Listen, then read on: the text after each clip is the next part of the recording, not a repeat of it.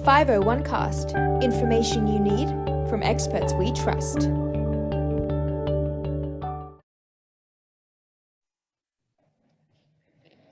All right, hello everyone. Welcome to the 501 cast, resources for nonprofits, by nonprofit resources, information you need from the experts we trust. Today we are joined by Jeff Rose, who is the Director of AMC and Agency Partnerships at Feathr. He joined Feathr in August of 2018 and has helped AMC and agency partners deliver incredible value to their client bases through a digital marketing toolkit named Feathr. So he is the expert on the most effective methods digital to grow events, partnerships, engagement, membership, and all things that nonprofits may need to succeed. So thank you for joining us, Jeff, today. How are you doing today? I'm doing great. Thanks for having me. It's a pleasure to be here. Perfect. All right, let's go ahead and get started. Why don't you walk me through sort of what digital retargeting, digital advertising is and how that might differ from traditional methods of advertising? Yeah, absolutely.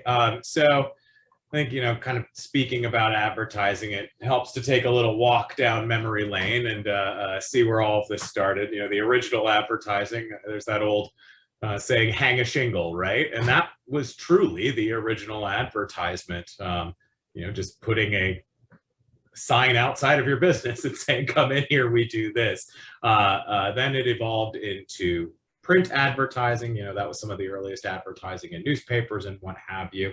And then obviously with the digital age, that brought us into things like email marketing, and then what I kind of call the three legs of the stool as far as digital advertising goes, and that is search, social, and programmatic. So Feathr is a tool specifically geared towards programmatic, so that is where most of my expertise lies, but I'll say a few words on each of those legs of the stool. And when we're talking about digital advertising, this is something we all experience every day, right? We're spending more than half of our waking hours online, and what most people are familiar with is, I'm doing some shopping, maybe I'm looking at a pair of shoes or a mattress or sunglasses or whatever it may be, and then you go and you check the weather or the news or something like that, and lo and behold, that product has followed you to that website in the little boxes that are available on there. That is specifically retargeting. So that's capturing what in marketing we call warm intent signals. Someone is looking at a product, that likely means they are interested in purchasing it. And therefore, those people selling that product want to be able to remind you how much you liked it and tell you to come back and buy it and get you to convert, get you to do the thing that allows them to sell the product. That has been around for about 15 years. And I would say that the nonprofit space is now catching up to how useful this can be for associations, for donations, for volunteers, for virtually anything that nonprofits are trying to accomplish. You can empower your marketing with that kind of tracking and delivery of advertising to help you further your mission, to help you accomplish your goals and reach the things that you're trying to do. So that again is kind of where Feathr's expertise lies, but I mentioned I was going to talk about the three legs of the stool as far as digital advertising goes. So other things that you're probably familiar with when you're doing some search on Google, there's paid search, search engine marketing, search engine optimization. You might type something into Google and say, I'm looking for a pair of shoes, and then when the results pop up, there's those little sponsored things that say, hey, sponsored, and we've got shoes for you right here. That's paid search. Paid social is similar to programmatic in that it is still advertising to people as they're moving about the web, but specifically on different social media platforms like Facebook, like LinkedIn, like Twitter, TikTok, and things like that as well are growing places. And again, social is really powerful because when we join social networks, we will often give up a host of information about ourselves and our interests and who we know and what hobbies we have and all of those things. I think when I joined Facebook a lifetime ago, I had no idea, I was talking about all the books and the movies that I liked. I didn't even cross my mind that I might be sharing information with marketers who are then going to try and get me to buy things. So the social is an incredibly powerful place to advertise. Feathr does offer a little bit of that as well. But social obviously is kept to the confines of the social networks that you're on. So you can advertise on LinkedIn, you can advertise on Facebook or Instagram, you can advertise on Twitter, but obviously those ads stay within those social networks. They're what we call walled gardens. And then programmatic advertising takes place across the entirety of the consumer web. So circling back to my example about looking at a pair of shoes on an e-commerce website and then seeing it on weather.com or your local news publication or something like that, right? All of those are examples of programmatic advertising. And there are a host of different ways to leverage programmatic advertising. Retargeting is the most popular one because, again, we're reaching people who are coming to our digital properties. In the case of an e-commerce website, they're looking at a product and then navigating away. We can tell them to come back and buy that product. Or in the case of an association or nonprofit, someone might come to your website and look at membership or certification, or they might look at giving a donation or volunteering to help further that cause, right? You can do the same type of thing that you see in e-commerce, right? You can reach those people after they navigate away and remind them to come back and put some volunteer hours in, or sign up for your certification program, or come to your event, or donate to a worthy cause or something like that. And again, that's one of the highest performing types of programmatic advertising because we're already capturing the intent signal of someone coming to our website and displaying interest when they're there. The search engine marketing that I spoke about is to try and get someone to your website in the first place. So that's more top of funnel. Social media as well is kind of in the top of funnel and the nurturing and conversion phases of marketing, right? We're reaching people at various different stages in the buyer journey. And then programmatic also offers a host of different campaign types that allow you to reach net new people. So I'm going to show you a couple of different campaign types that can be launched within Feathr or other programmatic platforms for that matter. I will pause though. That was a lot of information. Christine, anything you want to double click on or any questions for me about what I just covered? No, that's great, especially the metaphor about the three-legged stool and sort of how all of those are to support nonprofits and their missions along the way. It's really great that with the programmatic leg of the stool that we can kind of flesh it out even more so. I'm sure that with Feathr and with your expertise, we can talk a little bit more about how different sorts of campaigns might be used for different intents and purposes that a nonprofit might want at certain points during their journey, correct? Yeah, that's exactly right, and that's what we're about to jump into. So, yeah, let's take a look at some of the different campaign types that are available within Feathr and on other programmatic platforms for that matter. So we talked about retargeting, right? And again, this is reaching the people who are already raising their hands and saying, "I'm interested in you," by hitting your website, your newsletters, your online publications, any digital property that you have control of that has traffic to it, right? And we can capture that traffic.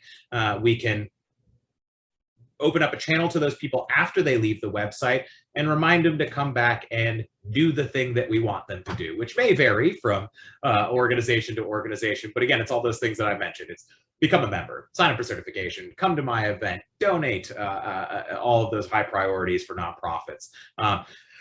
So with the appropriate solution, you can capture those sort of online window shoppers and reach them with a message or a call to action to get them to come back and participate with your organization in some capacity. Just like paid search and paid social and things like that, other campaign types here are meant to get new people to your website. It's great to engage with the people that are already visiting your website, but we have plenty of nonprofit clients who are trying to get more people to their website. I can't tell you how many times I've spoken to a association and they've said, well, we've got, I think maybe 5 or 10% of our total addressable market or TAM, but we're not quite sure how to go get those people because email only allows you to reach people that you know, obviously, and there are limitations to the more legacy channels like print and things like that. So a couple of ways you can reach people programmatically are displayed here on screen. So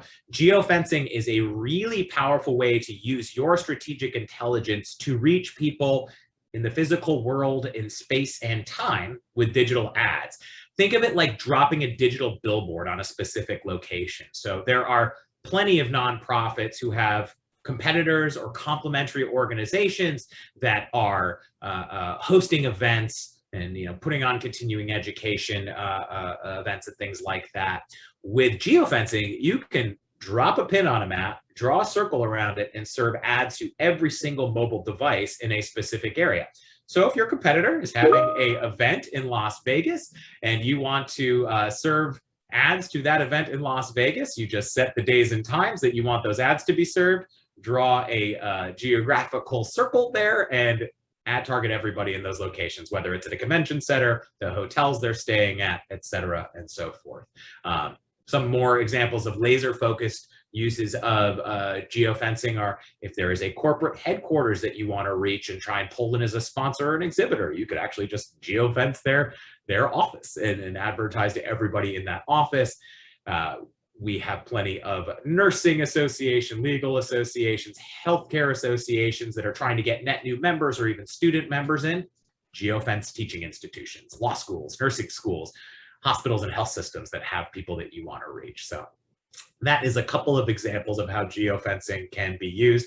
My favorite sort of out of the box one is you can also use it for advocacy. You can drop a geofence on the Capitol Hill and ad target every mobile device in there, whether it's Congress people or what have you, and let them know this legislative item is important to us. Here's how you should vote and why. Or you can even do that to neighborhoods and things like that and let people know how important an upcoming bill might be to their interests, to the interests of the nonprofit. So that covers geofencing, really exciting tool. Obviously, it was impacted by the pandemic when people weren't gathering en masse, but as people are starting to get back together in physical meetings and things like that, it's a hugely powerful tool and a really, really great way to reach net new people based on a little bit of strategic intelligence, right?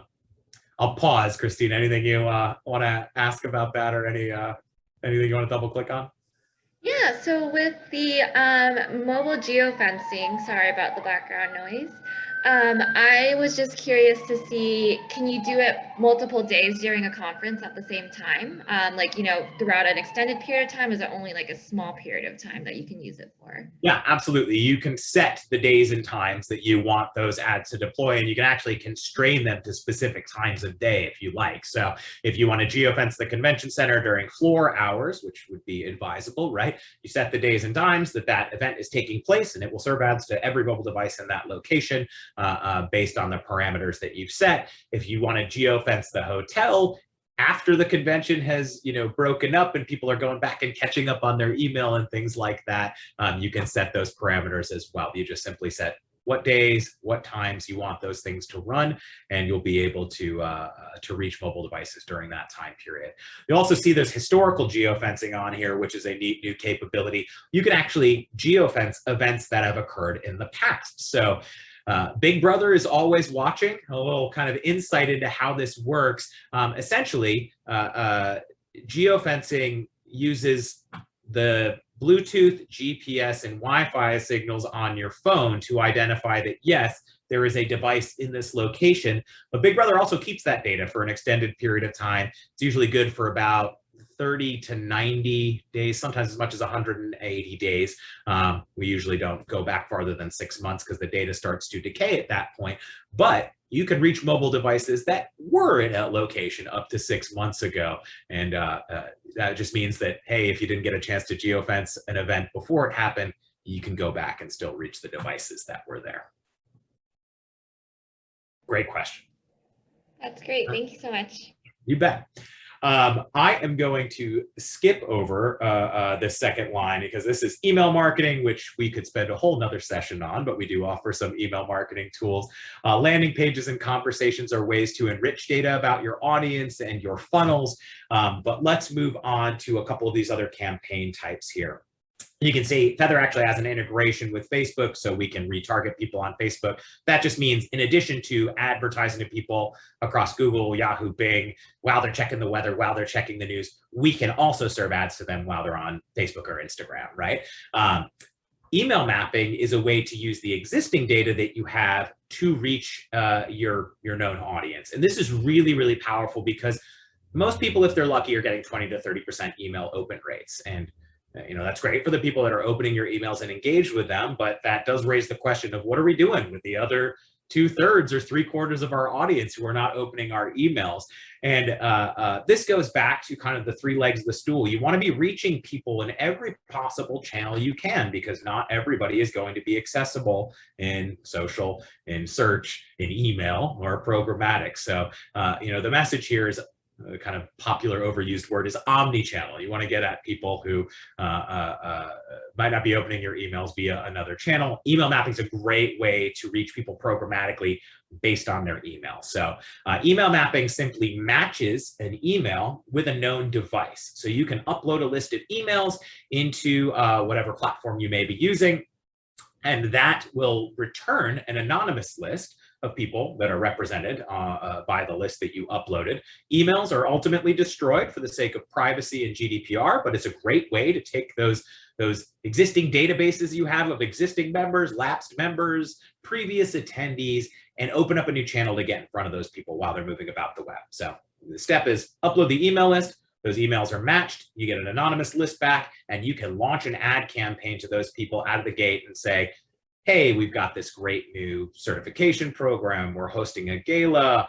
Consider making a donation to our worthy cause. Become a member for my organization. Again, probably sounding like a broken record here, but this is the idea, right? You're trying to further the mission of your organization and reach those growth goals that we all have.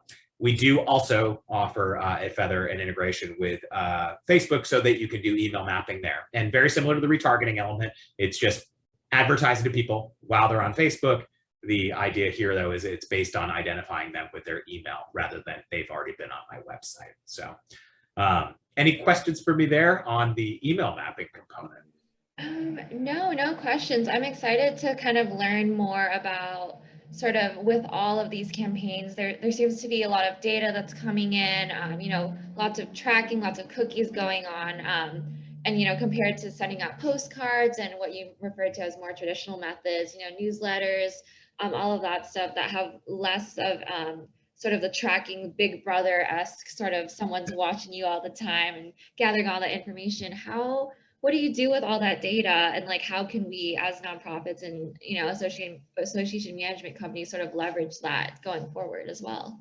Right, absolutely. And what we say a lot around Feathr, and it is we did not create this saying, but data is the new oil, right?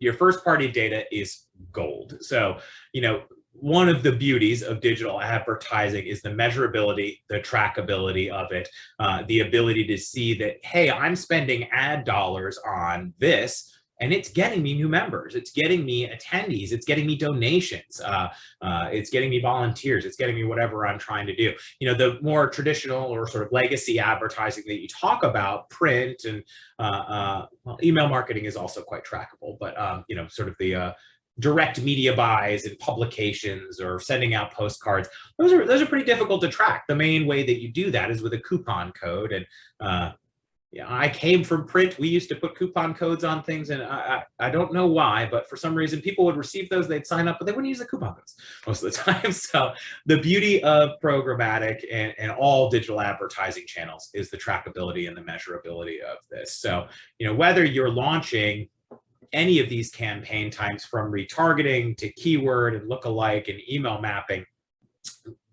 our platform and other platforms out there will empower you to see how many people you're reaching, how many people are clicking on those ads. When they come back to your website, you can track what they're engaging with, and did they actually come back and become a member, or did they sign up for my event? So I'll kind of walk you through an example of a strategy of tying these campaigns together. We didn't touch on search keyword and lookalike, but those are both ways to get in front of net new audiences. Search keyword is simply advertising to people based on their search behavior. If someone's searching for your competitor's virtual event, since you can't geofence a virtual event, keyword target it, and you can advertise to your competitors' attendees, right? Lookalike just finds people that are similar to your audience and reaches those folks. So let's say we launched a lookalike audience to a group of people that were interested in, let's say nursing certification or something like that, right? That would reach an audience of nursing people that are looking for some kind of continuing education, serve them an ad as they're moving about the web, and drive them back to your website. Those people are not going to come and buy a certification most of the time. They're either going to come, they're going to window shop, and they're going to bounce. You then retarget them with ads. So the people that have been to your website, you can then reach and you pull them back and you get them to convert. So at the bottom of the funnel is retargeting, because these are people who have waved their hands at you on your website and said, hey, I'm interested. This is an example of a cart abandonment campaign launched by one of our clients for an event. So cart abandonment, you see this in consumer marketing all the time. It's the people that, I'm sure we've all done this, right? You put a pair of shoes or sunglasses in your cart, but then you don't buy them and you navigate away. 9 times out of 10, you're going to get an ad that says, come back and complete your purchase and I'll give you 5% off or something like that. It's a great tactic for any kind of shopping cart experience, including donations, registrations for events, membership, etc. So in the example I just mentioned, you use a lookalike audience to get a whole bunch of prospects to your website, but they don't convert when they get there, they leave. You retarget those folks and pull them back to your website. And what this kind of digital advertising empowers you to do is see exactly what those efforts are doing. So in this case, they reached almost 7,000 cart abandoners. 6,779 people started to register for this event and then either got distracted or they weren't sure if they were going to be able to make it, or they had to check their schedules. There's a million reasons why you don't complete a shopping cart experience. So this organization retargeted all of those people with ads to say, probably early birds expiring, get your best rate now or something like that. They served them 374,000 impressions. Digital advertising is very affordable, but it's done at scale. It's done in the thousands, if not tens of thousands, if not millions, right? It cost them around $1,650 to serve that 374,000 ads. They could see that 1,475 clicks occurred on those ads. That means almost 1,500 clicks resulted from that. And then the icing on the cake here is that you can see 331 of those people that clicked, returned to the website, actually completed a purchase, completed a registration. And in this case, the registration was about $50. So that's almost $15,000 in ROI from a campaign that cost $1,649. That is a phenomenal ROI. And again, there are very few channels that offer the kind of trackability, the kind of measurability that this sort of a campaign would. And it's worth noting, we work with all sizes and scopes of nonprofits and organizations. Some of our clients are only spending $100 a month. Some of our clients are spending hundreds of thousands of dollars a month. It really depends on the size and the scope of your organization, what you're trying to accomplish. But at the end of the day, this is a tool that can be used by anyone that wants to reach their prospects online and get more people to come and engage with their organization and the services, the products, the mission that they offer. So, I will take a breath.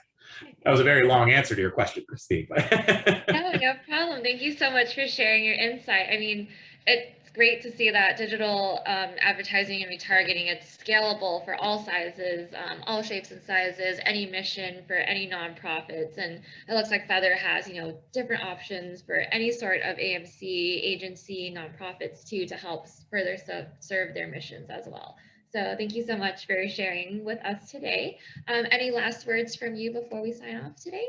Yeah, for those watching this, your head may be spinning a little bit.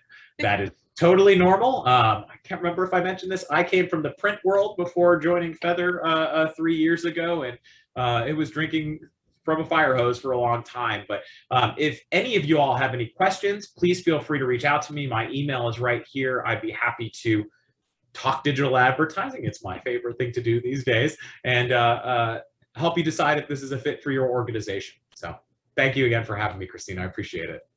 Thank you, Jeff, and thank you all for listening as well.